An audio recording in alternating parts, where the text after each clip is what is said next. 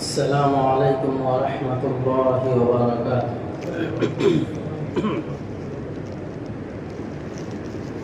الحمد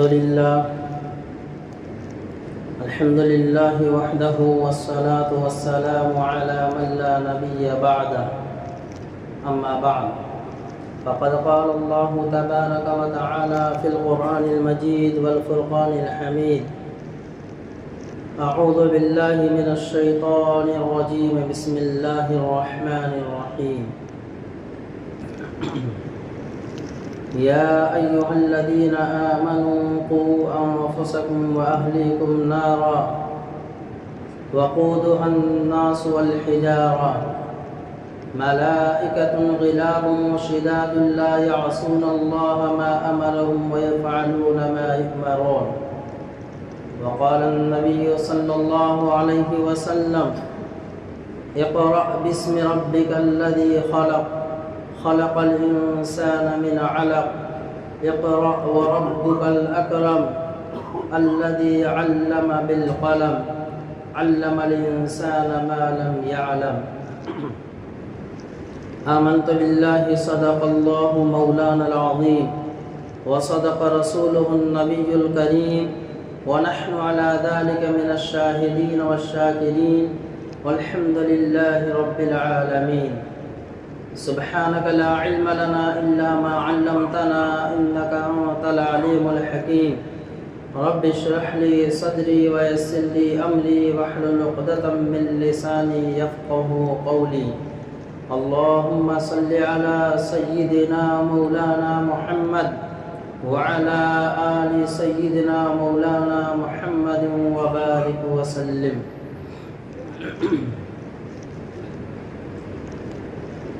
بزرگان محترم، عزیز ساتھیوں، نوجوانان اسلام، اللہ تبارک و تعالی نے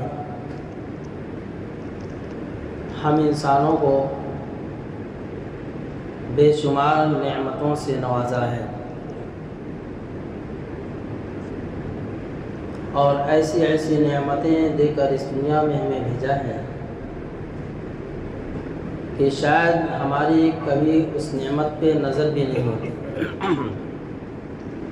یا ہم اس کو نعمت سمجھتے بھی نہیں ہیں، بلکہ ہم نے تو نعمت صرف مال و دولت، بینک بیلنس کو سمجھا ہے۔ یہ اللہ کی نعمت ہے، جبکہ قرآن کریم میں اللہ تبارک و تعالی نے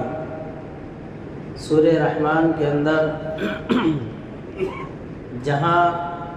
اپنی وحدانیت اور اپنی بڑائی کا تذکرہ فرمایا، وہاں بھی فرمایا: فَبِأَيِّ آلَاءِ رَبِّكُمَا تُكَذِّبَانِ۔ اور جہاں اللہ تبارک و تعالی نے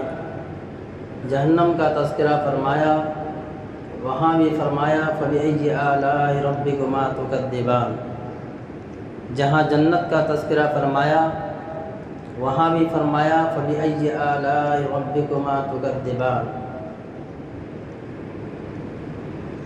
کہ تم اپنے رب کی، اے جن و انس، تم اپنے رب کی کون کون سی نعمتوں کو جھٹلاؤ گے۔ تو پتہ ہی چلا دنیا میں انسان کے زندگی کے گزارنے کی جتنی بھی اشیاء ہیں،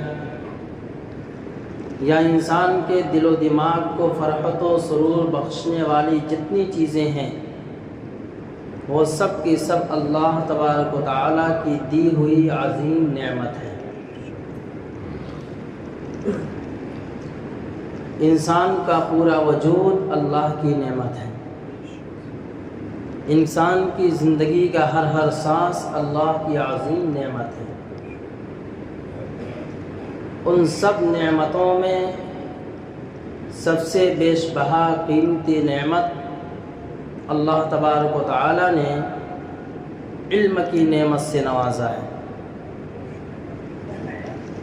اس لیے سوالات انبیاء علیہم السلام کو دنیا میں مبعوث فرمانے کے بعد جب اللہ تبارک و تعالیٰ کو امام الانبیاء سید الاولین والآخرین خاتم النبیین جناب محمد الرسول اللہ صلی اللہ علیہ وسلم کو دنیا میں بھیجا اور آپ نے 40 سالہ زندگی مکہ المکرمہ میں گزاری، اس کے بعد جب اللہ تبارک و تعالیٰ کی طرف سے وحی کا آغاز ہونے والا تھا تو سب سے پہلی وحی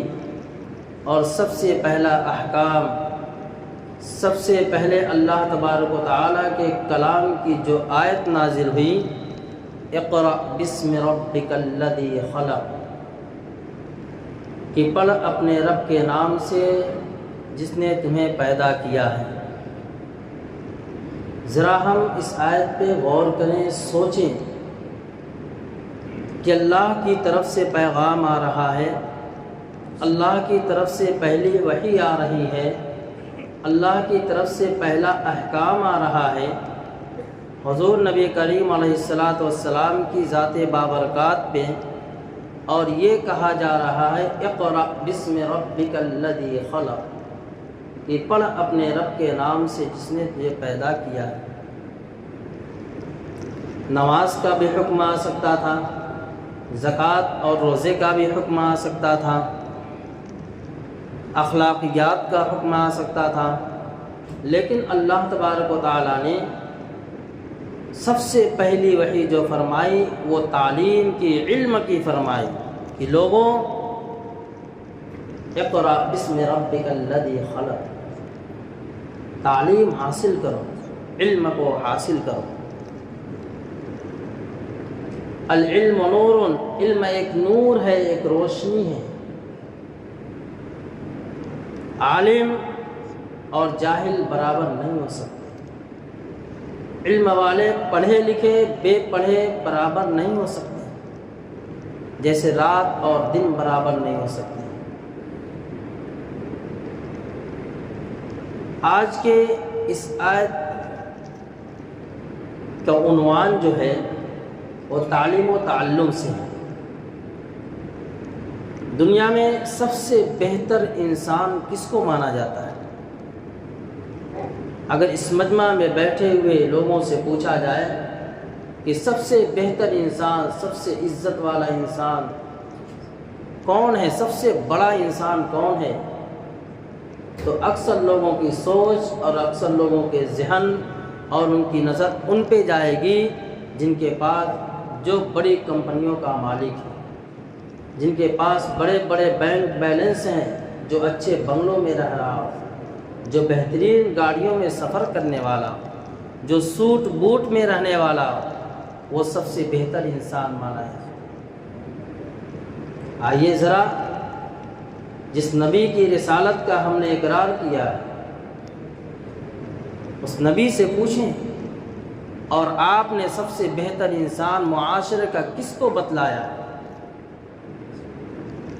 کیا نبی علیہ السلام کے زمانے میں مالدار موجود نہیں تھے؟ ایسے ایسے مالدار موجود تھے کہ آج کی دنیا میں بسنے والے حکام اور بادشاہوں کے پاس اتنا مال نہیں ہے۔ بھائی عثمان غنی رضی اللہ تعالیٰ عنہ کی سیرت اور آپ کی زندگی اور آپ کے سوانے دیکھیے، اللہ نے کتنا مال دیا تھا۔ عبد الرحمن بن عوف رضی اللہ تعالیٰ عنہ کو دیکھیے کہ کتنے مالدار تھے۔ اس کے بعد تابعین اور ائمہ اکرام کا زمانہ دیکھیے، خود امام ابو حنیفہ رحمۃ اللہ علیہ کو دیکھیے کہ اپنے وقت کے دنیا کے سب سے اعلیٰ درجے کے تاجر، کپڑے کے تاجر۔ تو نبی علیہ السلام نے سب سے بہتر انسان، سب سے اچھا انسان اور سب سے باعزت انسان کس کو بتلایا؟ خیرکم من تعلم القرآن وعلمہ، تم میں سب سے بہتر انسان وہ ہے جو قرآن کو سیکھے اور سکھلائے۔ یہ ہماری کمی ہے کہ ہم مسلمان ہوتے ہوئے، ایمان والے ہوتے ہوئے، ہم نے ایک عالم دین کو سستا اور حقیر سمجھا، ایک حافظ قرآن کو سستی اور حقارت کی نظر سے دیکھا ہے، اور ہمارا نظریہ یہ بن چکا ہے، یا ہمارے نظریے کو، ہماری سوچ و فکر کو یہاں تک پہنچا دیا گیا کہ دینی تعلیم حاصل کر کے ہمارا بچہ زندگی کیسے گزار سکتا ہے۔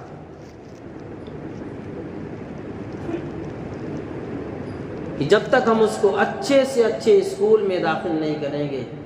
جب تک ہم اسے انگلش میڈیم اسکول میں داخل نہیں کریں گے، وہ روئے زمین پر کیسے چلے گا، کیسے زندگی گزارے گا، کیسے اس کو عزتیں ملے گی، کہاں سے کھائے گا، کیسے اپنی بیوی بچوں کی پرورش کرے گا۔ یہ ہماری آج کے دور کی سوچ اور فکر ہے۔ اس لیے فرمایا قوت فکر و عمل پہلے فنا ہوتی ہے، قوت فکر و عمل پہلے فنا ہوتی ہے، پھر کسی قوم کی عظمت پہ زوال آتا ہے۔ پہلے انسان کی قوت کو، اس کی عقل کے نظریے کو، اس کی سوچ کو، اس کی فکر کو بدل دیا جاتا ہے، پھر خود بخود معاشرہ بگڑ جائے گا، تہذیب و تمدن ختم ہو جائے گا، ان سے اس کے کلچر کا جنازہ نکل جائے گا، اس کے اندر سے اخلاق و عادات ختم ہو جائیں گے۔ اب وہ سب کچھ کس کو سمجھے گا؟ مال کو سمجھے گا، سب کچھ دنیا ہی کو سمجھ جائے گا۔ جبکہ اللہ تبارک و تعالیٰ نے قرآن میں فرمایا جو شخص دنیا کا طالب ہوتا ہے، دنیا کے لیے حاصل کرنے کے لیے ایک چکر میں بھاگ دوڑ کرتا ہے، صبح سے شام اپنے خون پسینے ایک کر کے صرف دنیا ہی کی طرف میں لگتا ہے، اللہ کہتا ہے میں اس کے مقدر کی دنیا اسے دے دیتا ہوں، لیکن آخرت میں اس کا کوئی حصہ نہیں ہوگا۔ اور جو شخص آخرت کی کھیتی کا طالب ہوتا ہے، جو شخص اپنی آخرت کو بنانے کی فکر میں لگا رہتا ہے، جو شخص اپنی موت، اپنی قبر، اپنی حشر کی فکر میں لگا رہتا ہے، اللہ کہتا ہے سب سے پہلے میں اس کے دنیا کی زندگی کو سنوارتا ہوں اور آخرت میں اس کو بہترین بدلہ عطا فرماؤں گا۔ دوستوں، اپنے مسلمان ہونے کو پہچانو کہ اللہ تبارک تعالیٰ نے کیا بنایا ہے، کیسا دین دے کر کے اس دنیا میں ہمیں بھیجا ہے، کیسی تعلیمات دے کر کے ہمیں اس دنیا میں بھیجا گیا ہے۔ آج جو معاشرے کے اندر جو بگاڑ ہے، گھروں کے اندر جو انتشار ہے، آپسی جو تناؤ ہے، پڑوسی کو دیکھنا نہیں چاہ رہا ہے، اس کی ایک وجہ یہ بھی ہے کہ ہم تعلیمات علوم دینیہ سے ناواقف ہیں۔ اور فرمایا کہ اگر تم معاشرے کو سدھارنا چاہتے ہو، اگر تم اپنے گھروں کے اندر سکون دیکھنا چاہتے ہو، اگر تم باعزت زندگی گزارنا چاہتے ہو، تو فرمایا اپنی آنے والی نسلوں کے دین کی فکر کرو۔ لیکن ہم نے تو اس کی دنیاوی اتنی فکر کی ہے کہ کبھی ہم اس کو ہمیں اپنے بچوں کو 1 گھنٹہ مکتب میں لانے کے لیے ہمیں فرصت نہیں، صرف 1 گھنٹہ، وہ 1 گھنٹہ بھی قرآن کی تعلیم کے لیے، دین کی تعلیم کے لیے، جہاں اللہ اس کے رسول کی پہچان کرائی جاتی ہے، اس کے لیے ہمارے پاس 1 گھنٹہ بھی نہیں۔ دوستو، ہماری غیرت ایمانی کہاں کھو گئی؟ ہماری مسلمانی کہاں کھو گئی؟ ہم ذلت و رسوائی کے کیسے دلدل و کھڈے میں جا گرے ہیں کہ ہمارے اندر سے علوم دینیہ کا جنازہ نکل گیا، کہ ہم نے عصری تعلیم کو سب کچھ سمجھ بیٹھے۔ میرے کہنے کا مطلب یہ نہیں ہے کہ میں عصری تعلیم کی حقارت بیان کر رہا ہوں یا دینی عصری تعلیم کو تم سکھاؤ مت، یہ میرے کہنے کا مطلب نہیں، بلکہ میری باتوں کا اصل مقصد اور منشا اور مطلب یہ ہے کہ دنیا کی تمام علوم سے حاصل کراؤ، لیکن پہلے اپنے بچوں کو مسلمان بناؤ، پہلے اپنے بچوں کو اللہ کی پہچان کراؤ، پہلے اپنے بچوں کی زندگی میں رسول اللہ صلی اللہ علیہ وسلم کی سیرت کو داخل کرو۔ آج ہم رونا روتے، ہماری اولاد ہماری باتیں نہیں مانتی، یا پڑھ لکھ کر کے جس کو پڑھا لکھا کہا جاتا ہے، 10ویں 12ویں کر لیا، گریجویٹ کر لیا، اب وہ در در کی ٹھوکریں کھا رہا ہے، کہ اسے جاب نہیں مل رہا ہے لیکن وہ مسجد میں بھی نہیں آ رہا، وہ مسجد میں بھی نہیں آ رہا، اسے دین کی باتیں اچھی بھی نہیں لگتی، لیکن اگر کبھی اس کا دماغ کھلا بھی واٹس ایپ اور فیس بک کے ذریعے سے دین کی باتوں کو سننا بھی شروع کیا تو ایسے لوگوں کی باتیں جو تمہیں گمراہی تک لے کر کے جا رہے ہیں، تمہارے عقیدے کو خراب کر رہی،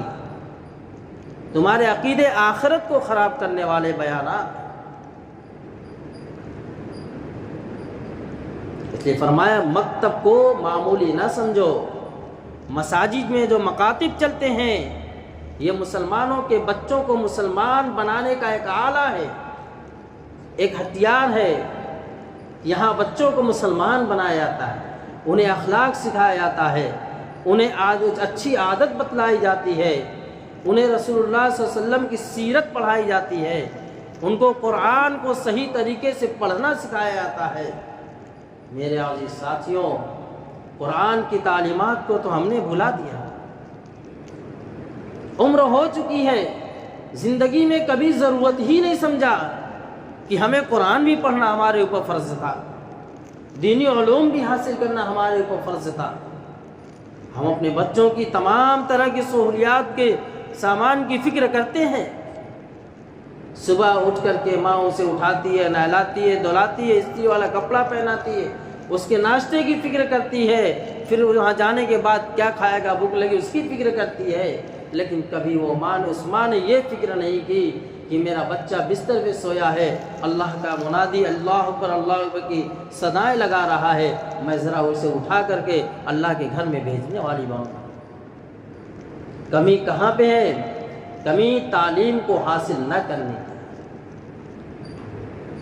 یقین جانیں جو بچہ مکتب میں پابندی کے ساتھ آتا ہے اور 5 سال اگر پابندی کے ساتھ مکتب کی تعلیم کو حاصل کر لیا اس نے، دنیا کی کوئی باطل طاقت اس کے عقیدے کو خراب نہیں کر سکتی ہے، اس کے عقیدے کو خراب نہیں کر سکتی۔ اس نے فرمایا اپنے بچوں کو مکتب میں پابندی کے ساتھ بھیجو، پھر دیکھو کہ وہ بچہ اپنے والدین کا کیسا ادب و احترام کرتا ہے۔ لیکن جو بھیجتے ہیں اپنے بچے کو مکتب میں تو بھیجتے ہیں لیکن خود کبھی مسجد کا دروازہ نہیں دیکھتے، یہ بھی ایک کمی، بچوں کو نافرمان بنانے کا ایک راستہ یہ بھی ہے کہ بچہ مسجد میں تو آتا ہے، مکتب میں تو آتا ہے، دینی تعلیم حاصل کر رہا ہے، اس کو یہاں نماز سکھائی جا رہی ہے، لیکن اپنی ماں کو کبھی گھر کے اندر مصلی بچھاتے ہوئے دیکھتا نہیں، ماں کو کبھی گھر کے اندر قرآن کی تلاوت کرتے ہوئے دیکھتا نہیں، کبھی باپ کو مسجد کا نام سنتا نہیں کہ میرا باپ کہہ رہا ہو کہ بیٹا چلو مسجد میں۔ اب بتاؤ اس 1 گھنٹے کی تعلیم کا اس کے اوپر اثر کیا ہوتا ہے؟ ہم نے تو 12 گھنٹہ عصری تعلیم میں اس کو بھیج دیا ہے جہاں پہ اللہ رسول کو اس کے رسول کا نام تک نہیں لیا جاتا ہے۔ کتنے موجودہ دور کے کتنے ایسے واقعات ہیں کہ بچہ 8ویں 9ویں 10ویں کلاس کو پہنچ گیا اور اب گھر کے اندر جب آتا ہے، ماں جب اسے کہتی ہے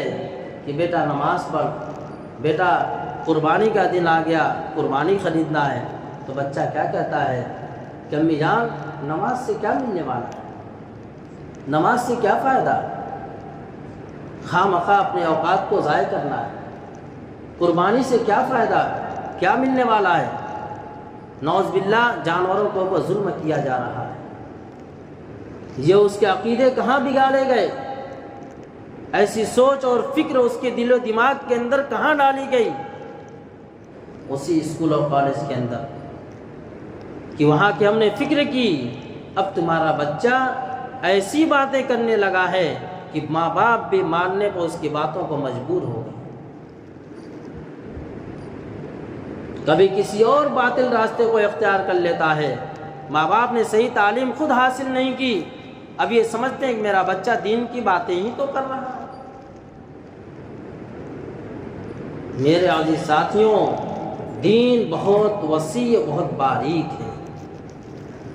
عقیدہ وحدانیت، عقیدہ رسالت کو سمجھو، اور یہ بات کو سمجھو کہ حضرت محمد صلی اللہ علیہ وسلم آخری نبی ہیں، آپ کے بعد اب قیامت تک کوئی نبی آ ہی نہیں سکتا ہے۔ اگر کسی نے نبوت کا دعویٰ کیا یا اپنے آپ کو مہدی اور عیسیٰ ہونے کا دعویٰ کیا، وہ جھوٹا ہے، وہ کذاب ہے، وہ دجال ہے۔ نبی عیسیٰ اور مہدی ہو ہی نہیں سکتا ہے۔ عیسیٰ اور مہدی علیہ السلام اس ہندوستان میں آئیں گے ہی نہیں، ان کو جہاں آنا ہے وہاں آئیں گے۔ لیکن آج ہماری نوجوان نسل دینی تعلیم حاصل نہ کرنے کی وجہ سے ایسے باطل عقیدوں کا شکار ہو چکے۔ میں کھل کر کے وضاحت کرنا چاہتا ہوں کہ جو آج باطل عقیدے یہاں پہ پنپ رہے ہیں وہ شکیل بن حنیف کا فتنہ ہے، جہاں پہ ہمارے نوجوان بچوں کے عقیدے کو بگاڑا جا رہا ہے کہ نعوذ باللہ دنیا کے اندر امام مہدی آ چکے ہیں۔ وہی بچہ اگر مکتب میں تعلیم حاصل کیے ہوئے رہے گا تو ابتدائی تعلیم وہ پڑھتا ہے کہ حضرت امام مہدی علیہ الرضوان قرب قیامت میں جہاں مکۃ المکرمہ میں ان کا ظہور ہوگا، حضرت عیسیٰ علیہ السلام مسجد اقصیٰ کے گنبد پہ اتریں گے اور قرب قیامت میں اتریں گے، وہ دنیا کے کہیں اور کونے میں نہیں پیدا ہونے والے۔ جب بچپن میں ان کو یہ عقیدہ گھور کر کے پلایا جائے گا تو بڑے ہونے کے بعد کس کی کیا مجال ہے کہ اس کے اس عقیدے کو بگاڑ دے۔ اور رہ گئی بات اخلاقیات کی، تو میرے عزیز ساتھیوں، یہاں مکتب میں بچوں کو اخلاق سکھلایا جاتا ہے، اخلاق سکھلایا جاتا ہے۔ ہزاروں روپے ہم عصری تعلیمات پہ خرچ کر دیتے ہیں، حاصل کچھ نہیں ہوتا۔ ذرا دینی تعلیم پہ پیسے خرچ کر کے دیکھو کہ اللہ تبارک تعالیٰ تمہیں کتنا نوازتا ہے۔ پہلے دن جب بچہ مکتب میں آتا ہے، استاد اس کو بسم اللہ الرحمن الرحیم سکھلاتا ہے۔ وہ اپنی توتری زبان سے بول نہیں سکتا ڈھنگ سے، لیکن جب بسم اللہ پڑھتا ہے، اللہ تبارک و تعالیٰ اس بچے کی بسم اللہ کی برکت سے ان والدین کی زندگی کے تمام گناہوں پہ قلم پھیر دیتے ہیں۔ کیا چاہیے ہمیں؟ دنیا فانی ہے، جتنا بھی حاصل کر لیں گے چھوڑ کر کے جانا ہے۔ آخرت کی زندگی باقی رہنے والی زندگی ہے، وہاں کے لیے ذخیرے آخرت جمع کرو۔ اپنی اولاد ذخیرے آخرت ہے، شرط یہ کہ انہیں دین سکھلاؤ، انہیں مکتب میں بھیجو اور پابندی سے بھیجو۔ پھر مکتب میں پڑھی ہوئی تعلیم کا جائزہ اپنے گھر پہ لو۔ جس طریقے سے اسکول سے آنے کے بعد ٹیوشن کی فکر، ہوم ورک کی فکر، کلاسز کی فکر، ایسے ہی مکتب سے آنے کے بعد بیٹا آج مولانا مولوی صاحب نے کیا پڑھایا ہے، آج تم نے قرآن میں کیا پڑھا، کون سی صورت یاد کیا، آج تم نے رسول اللہ صلی اللہ علیہ وسلم کی کون سی دعا یاد کی ہے، کون سی سنت یاد کیا، کون سے اخلاق بتلائے گئے اور ایمان کے اوپر سے کیا باتیں بتلائی گئیں، ذرا پوچھو تو صحیح۔ سالوں سال گزر جاتا ہے، جب مدرسہ بند ہوتا ہے، مکتب بند ہوتا ہے، پھر والدین شکایت کرتے ہیں پورا سال پہلے کبھی گھر کے اندر قرآن پڑھتا ہی نہیں، پورا سال ہم نے کبھی اس کا جائزہ لیا، پورے سال ہم نے کبھی کہا کہ بیٹا تو ذرا مکتب میں جاتا جو پڑھ کے آتا اس کو ذرا پڑھ کے تو سنا۔ جب پورا سال ہم نے نہیں کہا تو آج چھٹی کے زمانے میں کھیل کود کرے گا نہیں تو پھر اور کیا کرے گا۔ اس لیے میرے عزیز ساتھیوں، اللہ نے عظیم نعمت دی ہے، اس لیے فرمایا یا ایھا الذین آمنوا قوا انفسکم وعلیکم نارا، اے ایمان والو اپنے اہل و عیال کو اور اپنے آپ کو جہنم کی اس آگ سے بچاؤ جس کا ایندھن پتھر اور انسان ہو گئے۔ تو جہنم سے آگ سے بچانے کا مطلب یہ ہے انہیں علوم دینیا سکھلاؤ، انہیں آخرت کی فکر دلاؤ، انہیں اللہ اس کے رسول کے پہچان کراؤ۔ اللہ تبارک تعالی ہمیں ان سب باتوں پر عمل کی توفیق عطا فرمائے۔ وآخر دعوانا الحمد للہ رب العالمین۔